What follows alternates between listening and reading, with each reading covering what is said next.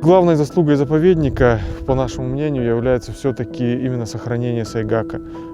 С большой долей уверенности можно сказать, что если бы в свое время, в 90-м году, наш заповедник не был создан, то, скорее всего, популяция сайгака не смогла бы пережить эти кризисные 90-е годы и к настоящему моменту, скорее всего, уже исчезла бы с территории России.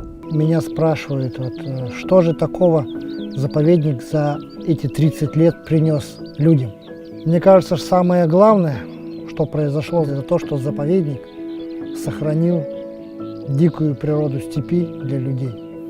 Это самая главная его функция. Все наши государственные инспектора, научные сотрудники, все работники заповедника, которые здесь работали и работают сейчас, можно сказать, что это солдаты природы. Они охраняют природу. Последние участки дикой степи юга России. Наша главная задача в последние годы – это, конечно же, сохранение и восстановление нашей уникальной популяции сайгаков. Это единственная в России популяция. Когда-то она достигала численности 850, практически миллиона особей. Сейчас, конечно же, нет тех мест обитания, нет того жизненного пространства для такого количества сайгаков.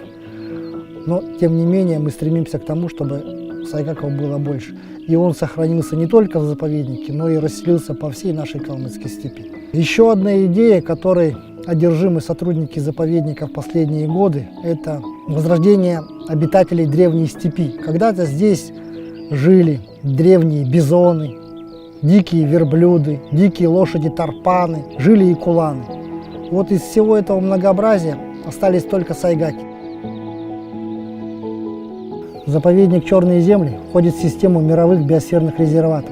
Поэтому та задача, которую выполняет заповедник, она важна не только для Калмыкии, не только для страны, но и для всего мирового сообщества в целом. Сохранение природы – это наше общее дело, дело всего человечества.